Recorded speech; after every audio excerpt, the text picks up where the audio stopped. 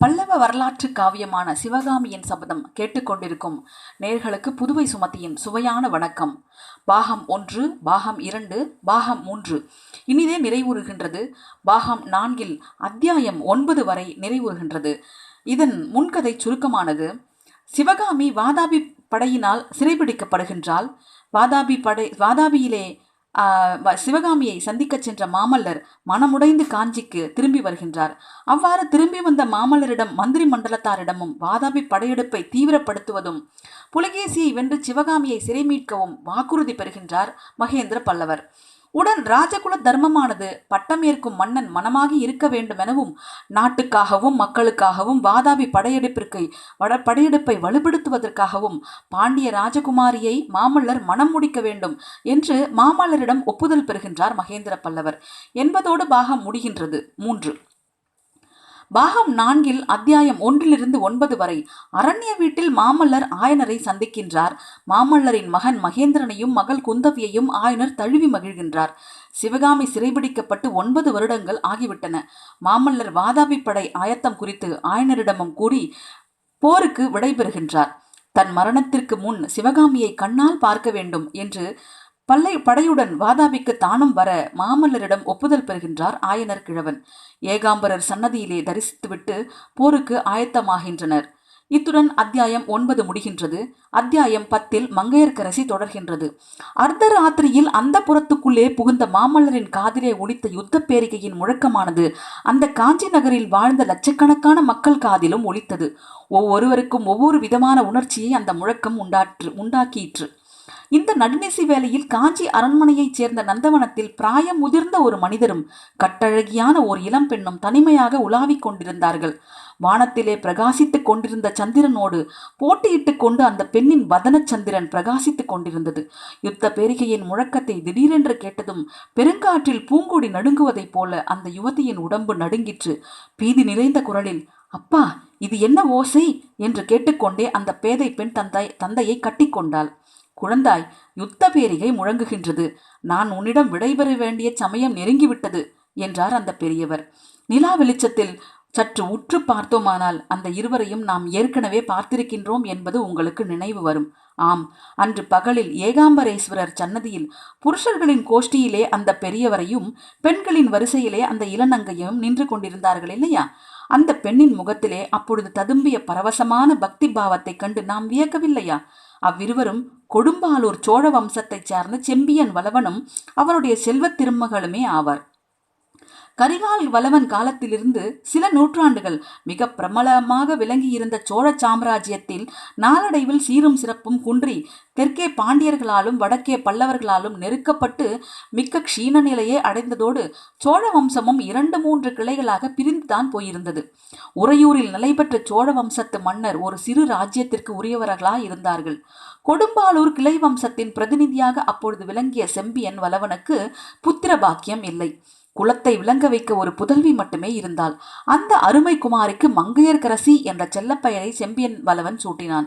ஆசை காரணமாக தகப்பன் சூட்டிய பெயர் என்றாலும் பெண்ணை பார்த்தவர்கள் அனைவருமே இத்தகைய பெண்ணுக்கு இந்த பெயரே தகும் என்றார்கள். அப்படி தேக சௌந்தரியத்திலும் குண சௌந்தரியத்திலும் அவள் சிறந்து விளங்கினாள். தன்னுடைய ஆயுள் முடிவதற்குள்ளே தன் மகளை தென்னாட்டின் சிறந்த ராஜவம்சம் ஒன்றில் பிறந்த ராஜகுமாரனுக்கு கல்யாணம் செய்து கொடுத்து விட வேண்டும் என்ற ஆசை செம்பியன் மனதிலே குடிகொண்டு இரவு பகல் அதே கவலையாக இருக்கும்படி செய்தது. இந்த நிலையில் வாதாபி படையெடுப்பு சைனியத்தில் வந்து சேரும்படி தென்னாட்டு மன்னர் குலத்தினர் அனைவருக்கும் மாமல்லரிடமிருந்து ஓலை வந்தது போல் அவருக்கும் வந்தது. செம்பியன் தன் வாழ்நாள் மனோரதம் நிறைவேறுவதற்கு இதுவே தருணம் என்று எண்ணி உற்சாகமடைந்தார். இந்த தள்ளாத பிராயத்தில் அவர் போருக்கு கிளம்பி வந்ததற்கு முக்கிய காரணம் காஞ்சி நகரில் அச்சமயம் பல தேசத்து ராஜகுமாரர்கள் கூடியிருப்பார்கள் என்றும் அவர்களில் யாருக்கேனும் மங்கையர்க்கரசியை மனம் புரிவிப்பது ஒருவேளை சாத்தியமாகலாம் என்றும் அவர் நம்பியதுதான். "அப்பா, உண்மையாகவே என்னை இங்கே விட்டு போகப் போகின்றீர்களா? இந்த பெரிய அரண்மனையில் முன்பின் தெரியாதவர்களுக்கு மத்தியில் நான் எப்படி காலம் கழிப்பேன்? ஒருவேளை யுத்த காலத்திலே தங்களுக்கு ஏதாவது நேர்ந்து விட்டால் என் கதி என்னதான் ஆவது?" என்று புலம்பினாள் செம்பியன் குமாரி மங்கையர்க்கரசி. "குழந்தாய், நமது குலதெய்வமான முருகப்பெருமான் என்னை காப்பதற்கு இருக்கும் பொழுது நீ ஏன் கவலைப்பட வேண்டும்? எந்த பெருமானுடைய வேலாயுதமானது மலையை பொடி பொடியாக்கியதோ, கடல் நீரை வற்றச் செய்ததோ, சூரனை வதைத்ததோ, பானுகோபனை சம்ஹரித்ததோ, தேவர்களுக்கு அபய பிரயத்தனம் அளித்ததோ, அத்தகைய வற்றிவேல் உனக்கு என்றும் துணையாயிருக்கும் குழந்தாய். நீ கொஞ்சமும் அதைரியப்படாமல் எனக்கு விடை கொடுக்க வேண்டும் என்று செம்பியன் கூறியதை கேட்ட மங்கையர்க்கரசி மெய்சிலிர்த்து பரவச நிலை அடைந்து நின்றாள். அவருடைய பக்தி பரவச நிலையை தெரிந்து கொள்ளாத தந்தை, அம்மா, வேலும் மயிலும் உனக்கு துணையாக இருப்பதோடு மாமல்ல சக்கரவர்த்தியின் தாயார் மகேந்திர பல்லவரின் பட்ட மகிழ்ச்சி புவனமாதேவியும் உனக்கு ஆதரவாக இருப்பார். உன்னை தன் சொந்த மகளைப் போல் பார்த்து கொள்வதாக எனக்கு வாக்குறுதி தந்திருக்கின்றார். நீ உன் அன்னையை இளம் பிராயத்திலேயே இழந்துவிட்டாய். புவனமாதேவிக்கோ சொந்த புதல்வி கிடையாது. உன்னை தன் கண்மணியை போல் பார்த்து கொண்டு தருவதாக என்னிடம் உறுதி கூறியிருக்கின்றார். ஆகையால் என் செல்வ மகளே, நீ சிறிதும் கவலைப்பட வேண்டாம். போர்க்களத்திற்கு போக எனக்கு தைரியமாக அனுமதி கொடு என்றான். இதற்கும் மங்கையர்க்கரசி மறுமொழி கூறாமல் மௌனமாய் நிற்கவே செம்பியன் வல்லவன் இன்னமும் சொல்வான். மகளே, நீ பால்மணம் மாறாத பச்சை குழந்தையாக இருந்தபொழுது ஒரு பெரியவர் நமது வீட்டிற்கு வந்தார். அவர் உன்னை பார்த்தார். உன் முகத்தை உற்று பார்த்தார். உன் சின்னஞ்சிறு பிஞ்சு கால்களை தூக்கி பார்த்தார். பார்த்துவிட்டு, இந்த குழந்தையின் கையில் சங்கு சக்கர ரேகை இருக்கின்றது. இவள் பெரிய மண்டலாதிபதியின் பட்ட மகிழ்ச்சி ஆவாள் என்று சொன்னார். அந்த வார்த்தைகள் என் காதிலே இனிய தேனை போல் பாய்ந்து கொண்டிருக்கின்றது. அன்று முதல் இன்று வரை உன்னை மணக்கப் போகும் பாக்கியசாலியான ராஜகுமாரன் எப்பொழுது வரப்போகின்றான், எங்கிருந்து வரப்போகின்றான் என்று எதிர்பார்த்து கொண்டு காத்திருக்கின்றேன். அவனை தேடிக்கொண்டுதான் முக்கியமாக நான் இந்த காஞ்சி நகருக்கு வந்தேன் என்று முடித்தார். மங்கையர்க்கரசி அப்போது அளவில்லாத பரபரப்புடன், அப்பா அப்பா, நேற்றிரவு நான் ஒரு அதிசயமான கனவு கண்டேன். அதை சொல்லட்டுமா என்று கேட்டாள். அத்தியாயம் 11 கனவும் கற்பனையும். செம்பியன் வல்லவன் தன் மகளை அணைத்து கொண்டு, அம்மா, கண்ட கனவு எல்லாம் எப்பொழுதும் பழித்தது கிடையாது. சில சமயம் பழிப்பதும் உண்டு. கனவுகளின் உண்மை கருத்தை கண்டுபிடித்து தெரிந்து கொள்வதோ மிக்க கடினம். ஆயினும் நீ கண்ட கனவை கூறு. நான் அறிந்த சொப்பன சாஸ்திரத்தை அனுசரித்து உன்னுடைய கனவு பழிக்குமோ பழிக்காதா என்று பார்த்து சொல்லுகின்றேன் என்றார். மகள் கண்டது ஏதாவது துர்ச்சொப்பனமாக இருந்தால் அதற்கு ஏதாவது நல்ல அர்த்தம் கற்பனை செய்து கூறி அவளுக்கு தைரியம் சொல்லிவிட்டு போக வேண்டும் என்று செம்பியன் நினைத்தான். மங்கையர்க்கரசி, அப்பா, அந்த கனவை நினைத்தால் எனக்கு சந்தோஷமாயிருக்கின்றது, பயமாகவும் இருக்கின்றது. இதோ பாருங்கள், இப்பொழுது கூட என் தேகமெல்லாம் சிலிர்ப்பதை என்று முன் கைகளை நீட்டிக்கொண்டு ரோமச் சிலிர்ப்பை காட்டிவிட்டு மேலும் கூறினாள். சில காலமாக என்னுடைய கனவில் அடிக்கடி ஒரு சௌந்தரமான யவ்வன புருஷன் தோன்றி வருகின்றார். அவர் என்னை அன்பு கனிந்த கண்களினால் அடிக்கடி பார்க்கின்றார். வெளி உலகத்தில் அத்தகைய ஒருவரை நான் பார்த்ததே இல்லை. நமது மாமல்ல சக்கரவர்த்தியை காட்டிலும் அவருடைய முகம் கலையாக இருக்கின்றது. அவர் என்னை பார்க்கும் பொழுதெல்லாம், நீ எனக்கு உரியவள் அல்லவா, ஏன் என்னுடன் இன்னும் வந்து சேரவில்லை என்று கேட்பது போல தோன்றுகின்றது. அப்பொழுது என் நெஞ்சு படபடக்கும், உடம்பெல்லாம் பதறும். நேற்று நான் கண்ட கனவிலும் அந்த சுந்தர புருஷர் தோன்றினார். ஆனால் மிக்க பயங்கரமான சூழலுக்கு மத்தியில் அவரை நேற்றிரவு நான் கண்டேன். அவரை சுற்றிலும் 10-12 பிசாசுகள் அம்மணமாக நின்று கொண்டு ஏதோ கோரமாக சத்தம் போட்டு கொண்டு கூத்தாடின. அந்த பிசாசுகள் ஒவ்வொன்றின் கையிலும் மயில் இறகு கத்தை ஒன்று இருந்தது. சில சமயம் அப்பிசாசுகள் தங்கள் மத்தியில் நின்ற சுந்தர புருஷன் மீது மயில் கத்தைகளை வீசி அடிப்பது போல் தோன்றியது. அவர் பாவம் ஏதோ ஒரு தேக உபாதையினால் கஷ்டப்படுகின்றவர் போல காணப்பட்டார். இதற்கிடையில் அவர் என்னை பரிதாபமாக பார்த்து, இந்த பிசாசுகளிடமிருந்து என்னை நீ காப்பாற்ற மாட்டாயா என்று கதறினார். நான் உடனே திரும்பி ஓட்டமாக ஓடினேன். எங்கே ஓடுகின்றோம் என்ற நினைவே இன்றி நெடுந்தூரம் ஓடினேன். கடைசியாக ஒரு கோவில் தென்படுகின்றது. அதற்குள் பிரவேசித்தேன். கோவிலுக்குள் அப்பொழுது யாருமே இல்லை. அம்பிகையின் சந்நிதியை அடைந்து முறையிட்டேன். தாயே, என் உள்ளம் கவர்ந்த புருஷரை நீதான் காப்பாற்ற வேண்டும் என்று கதறினேன். குழந்தாய், பயப்படாதே, என் குமாரனை அனுப்புகின்றேன். அவன் உன்னுடன் வந்து உன் விருப்பத்தை நிறைவேற்றுவான் என்று ஓர் அசரீரி பிறந்தது. அசரீரி சொல்லியதோ நின்றதோ இல்லையோ, அம்பிகை விக்கிரகத்தின் அருகில் திவ்ய மோகன ரூபம் கொண்ட ஒரு பாலகன் நின்றதை பார்த்தேன்.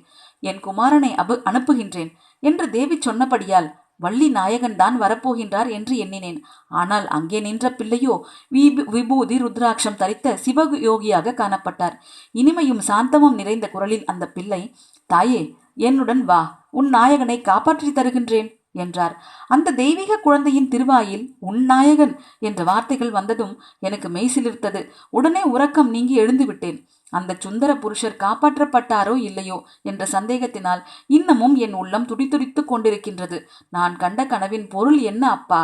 எதனால் எனக்கு ஏதேனும் தீங்கு ஏற்படுமா அல்லது நன்மை ஏற்படுமா என்று புதல்வி கேட்டி வாய்மூடி மூடுவதற்கு முன்னே, கட்டாயம் நன்மைதான் ஏற்படும் என்று செம்பியன் கூறியது கூறினார், உறுதியாக கூறினார். சற்று நேரம் சிந்தனையில் ஆழ்ந்திருந்து விட்டு அச்சோழர் பெருந்தகை மேலும் கூறியதாவது: கண்ட கனவு ஏதோ தெய்வீகமாகத்தான் தோன்றுகின்றது. உன் மனதிற்கு இசைந்த சுந்தர மணாவாளனை நீ அங்கேயே அடையப் போகின்றாய். அப்படி நீ அடையும் மணாளனுக்கு ஏதோ பெரிய கஷ்ட நேரமாகலாம் என்று தோன்றுகின்றது. நமது குல தெய்வமாகிய முருகப் பெருமானின் அருளால் அந்த கஷ்டங்கள் எல்லாம் நீங்கும் என்றும் உன்னுடைய கனவிலிருந்து ஊகித்து அறிகின்றேன். என் அருமை மகளே, ஒரு விஷயத்தில் நீ உறுதியாக இருக்க வேண்டும். நான் இல்லாத சமயத்தில் உன்னை தேடி அதிர்ஷ்டம் வந்தால் அதை நீ வேண்டாம் என்று தள்ளாதே. ராஜகுலத்தில் பிறந்தவன் எவனாவது உன்னை கரம் பிடிக்க விரும்பினால் அப்படிப்பட்டவனை மணந்து கொள்ள இப்பொழுதே உனக்கு நான் அனுமதி கொடுத்து விடுகின்றேன். போர்க்களத்திலிருந்து நான் உயிரோடு திரும்பி வந்தால் உன்னையும் உன் மணாளனையும் பார்த்து ஆனந்த கண்ணீர் சொரிந்து ஆசிர்வதிப்பேன். ஒருவேளை போர்க்களத்தில் உயிர் துறக்கும்படி நேரிட்டால் ஆவி வடிவத்திலே திரும்பி வந்து உங்களை ஆசிர்வதித்து விட்டு அப்புறம்தான் வீர சொர்க்கத்திற்கு போவேன் என்று முடித்தார். இவ்விதம் கூறிய போது செம்பியன் வல்லவனின் கண்களிலிருந்து கண்ணீர் தாரை தாரையாக பெருகியது. மங்கையர்க்கரசியும் தந்தையின் விசால மார்பிலே முகத்தை பதித்து கொண்டு விம்மத் தொடங்கினாள். அத்தியாயம் 12. நெடுமாறன். மங்கையர்க்கரசி கண்ட கனவின் பொருளை இன்னதென்று செம்பியன் வனவலால் கண்டுபிடிக்க முடியவில்லை அல்லவா? இவன் தன் கனவை சொல்லிக் கொண்டிருந்த அதே சமயத்தில் காஞ்சிக்கு தெற்கே 10 காத தூரத்தில் வராக நதிக்கரையில் என்ன நடந்து கொண்டிருந்தது என்பதை பார்த்தோமானால் ஒருவேளை அந்த கனவின் பொருளை நாம் ஊகித்தறிந்து கொள்ளலாம். நடுநிசியின் நிலா ஒளியில் வராக நதிக்கரையானது அதுவரையில் என்றும் கண்டிராத காட்சி அளித்துக் கொண்டிருந்தது. மாபெரும் பாண்டிய சைனியம் அந்த நதிக்கரையில் தண்டு இறங்கி இருந்தது. ஆங்காங்கு அமைந்திருந்த கூடாரங்கள் மீது பறக்க விட்டு கொண்டிருந்த மீனக்கொடிகள் இளங்காற்றிலே படபடவென்று அடித்துக் கொண்டிருந்தன. யானைகளும் குதிரைகளும் ரதங்கள் வண்டிகளும் கண்ணுக்கெட்டிய தூரம் வரை காணப்பட்டது. குளிர் அதிகமில்லாத புரட்டாசி மாதமாகையால் வீரர்கள் பெரும்பாலும் திறந்த வெளியிலே படுத்து உறங்கிக் கொண்டிருந்தார்கள். தூக்கம் வராதவர்கள் ஆங்காங்கே கும்பல் கூடி உட்கார்ந்து கதை பேசிக் கொண்டிருந்தார்கள். நடுநிசியின் நிசப்தத்தை கலைத்து கொண்டு ஒரு சில சமயம் அவர்களுடைய சிரிப்பின் ஒலி கேட்டது. அத்தகைய கூட்டம் ஒன்றின் அருகில் சென்று அவர்கள் என்ன விஷயத்தை பற்றி பேசுகின்றார்கள் என்று தெரிந்து கொள்வோம். பொதுவாக அவ்வீரர்கள் சிறிது கவலையுடனே பேசிக் கொண்டிருந்தார்கள். மேலே காஞ்சியை நோக்கி போகாமல் 3 நாளாக அந்த வராக நதிக்கரையிலே சைனியம் தங்கியிருப்பதை பற்றியும் அவர்களுடைய சேனாதிபதி நெடுமாறன் பாண்டியனுக்கு என்ன உடம்பு என்பது பற்றியும் அவர்கள் பேசிக் கொண்டிருந்தார்கள். உடம்பு ஒன்றுமில்லை, வேறு ஏதோ காரணம் இருக்கின்றது என்று சிலர் காதோடு காதாக சொன்னார்கள். இளவரசருக்கு மோகினி பிசாசு பிடித்திருக்கின்றதாமே என்று ஒருவன் சொன்னபோது லேசாக அனைவருக்கும் சிரிப்பு உண்டாயிற்று. என்ன சிரிப்பு வேண்டி கிடந்தது? நாளைக்கு காலையில் காஞ்சியில் இருந்து பல்லவர் படை கிளம்ப போகின்றதாம். நாம் நடுவழியிலே உட்கார்ந்திருக்கின்றோம் என்றான் இன்னொருவன். இங்கிருந்து திரும்பி மதுரைக்குத்தான் போகப் போகின்றாமே என்றான் இன்னொருவன். அப்படி திரும்பி போவதை காட்டிலும் இந்த வராக நதியில் விழுந்து உயிரை மாய்த்து கொள்ளலாம் என்றான் இன்னொருவன். ஆஹா, உயிரை மாய்த்து கொள்ள நல்ல வழிதான் கண்டுபிடித்திருக்கின்றாய். இந்த வராக நதியில் தலைகீழாக நின்றால் தண்ணீர் மூக்கு வரையில் வரும். இந்த நதியில் மூழ்கி உயிரை மாய்த்து கொள்ள ரொம்ப கெட்டிக்காரத்தனம் வேண்டும் என்றான் இன்னொருவன். எது எப்படி இருந்தாலும் நான் திரும்பி போகப் போவதில்லை. வாதாபையில் இருந்து அதை கொண்டு வருகின்றேன், இதை கொண்டு வருகின்றேன் என்று என் காதலியிடம் சொல்லிவிட்டு வந்திருக்கின்றேன். வெறுங்கையோடு போனால் அவள் என்னை பற்றி என்ன நினைப்பாள் என்றான் வேறொருவன்.